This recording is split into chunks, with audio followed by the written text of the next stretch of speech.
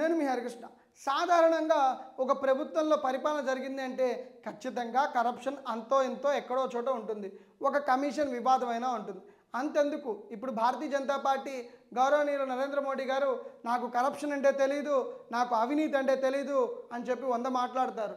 మరి ఇదే భారతీయ జనతా పార్టీకి సంబంధించి మద్దతుదారులు, కాంట్రాక్టర్లు, భారతీయ జనతా పార్టీకి సంబంధించిన వ్యక్తులు, బిజినెస్ పీపుల్ అంతా కూడా, కర్ణాటకకు సంబంధించిన వారంతా కూడా కర్ణాటక ప్రభుత్వం కమిషన్లు మేస్తూ ఉంది, కర్ణాటక ప్రభుత్వం మమ్మల్ని కమిషన్ల పేరుతో వేధించుకు తింటా ఉంది, సొంత రాష్ట్ర ప్రభుత్వం, సొంత ప్రభుత్వం మమ్మల్ని ఇలా ఇబ్బందికర పరిస్థితులు పెట్టి, మా బిల్లుల్ని పెండింగ్లో పెట్టి మమ్మల్ని నరక యాతన చూపిస్తూ ఉంది అని చెప్పి నేరుగా ప్రధానమంత్రి గారికి రాసినా కూడా 4 సంవత్సరాలు పట్టించుకోకుండా ఎన్నికలకు ముందు నేను గతంలో చూడలేదు, ఇప్పుడు చూశాను, నేను పట్టించుకుంటాను, ఈ ఒక్కసారి సహకరించండి అంటే వారెవ్వరూ కూడా సహకరించలేదు. సరికదా, తిరిగి మళ్ళీ అక్కడ కాంగ్రెస్ ప్రభుత్వం పునరుద్ఘాటించింది. కాంగ్రెస్ ప్రభుత్వం శంఖం పూరించి తమ ప్రభుత్వాన్ని స్థాపించింది.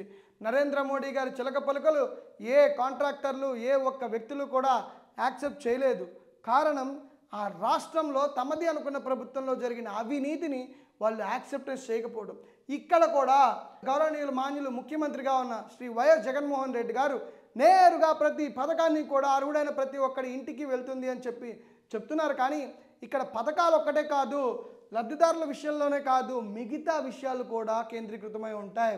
భూములకు సంబంధించి జగనన్న భూసురక్ష హక్కు అని చెప్పి, మీరు జగనన్న భూసురక్ష చట్టం అని చెప్పి ఒక చట్టాన్ని భూమి హక్కుగా స్వాధీనపరుచుకునే విధంగా తీసుకొస్తే మీకు సంబంధించిన ఎమ్మెల్యేలు, ఎంపీలు, మంత్రులు ముఖ్యంగా చెప్పుకోవాలంటే దీనిలో నెంబర్ 1 సంతనూతలపాడు ప్రస్తుత ఎమ్మెల్యే సుధాకర్ బాబు గారు కానీ, అదేవిధంగా మీ ప్రస్తుత మంత్రివర్గంలో ఉన్న విడదల రజనీ గారు వైద్య ఆరోగ్య శాఖ మంత్రిగా హాస్పిటల్లో ఎవరైనా కానీ కొత్తగా ఒక హాస్పిటల్ కట్టాలి అన్న, ఒక హాస్పిటల్లో అత్యాధునికమైన ఫెసిలిటీస్ ఉంచి ఆంధ్రప్రదేశ్లో అద్భుతమైన స్థాయిలో ఒక హాస్పిటల్ కట్టాలి చేయాలి అన్న, మరో విధంగా మీ పరిశ్రమల శాఖ మంత్రులు అయితేనేమిటి, గతంలో ఉన్నవారి సంగతి మాట్లాడక్కర్లా, నేరు ఉన్నవాళ్ళు పరిశ్రమల శాఖ మంత్రివర్యులు అయితేనేంటి, మార్కెటింగ్ శాఖ మంత్రివర్యులు అయితేనేమిటి, ఇలా ఏ శాఖలో చూసుకున్నా కూడా ఇలా ఏదైనా పని కావాలి, ఎవరైనా పెట్టుబడి పెట్టడానికి ముందుకు రావాలి, ఒక పారిశ్రామికవేత్త ముందుకు వచ్చి నేను పెట్టుబడి పెట్టాలి ఆంధ్రప్రదేశ్లో అని ఆలోచించిన, ఒక పారిశ్రామికవేత్త ఆంధ్రప్రదేశ్లో ఉన్న ప్రజానీకానికి నేను అత్యద్భుతమైన వైద్య సదుపాయాలు కలిగించాలి అని చెప్పి ఆలోచించిన,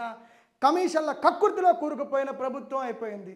ప్రతి ఒక్కరి దగ్గర కూడా మీ మంత్రులు కమిషన్లు వేర్చుకునే పరిస్థితి, దౌర్భాగ్య స్థితిలోకి ఈ రాష్ట్రాన్ని, రాష్ట్ర ప్రభుత్వ పరిస్థితిని తీసుకువెళ్ళి మాకేమీ రావట్లేదు కాబట్టి మేము ఈ రూపేణా మేము దండుకుంటున్నాం, ఎన్నికల్లో మేము ఇంత పెట్టాలి కాబట్టి మేము ఇంత దండుకుంటున్నాం అని చెప్పి నిస్సిగ్గుగా, నిర్లజ్జగా, నేరుగా ఆ వ్యక్తుల దగ్గర నుంచి తీసుకుంటున్న పరిస్థితి ప్రజలందరికంటే కూడా కనిపిస్తూ ఉంది. దీని మీద ఆధారాలతో సహా మాట్లాడడానికి ప్రకాశం జిల్లా ప్రజలు, గుంటూరు జిల్లా ప్రజలు సిద్ధమే. మీరు సిద్ధమా?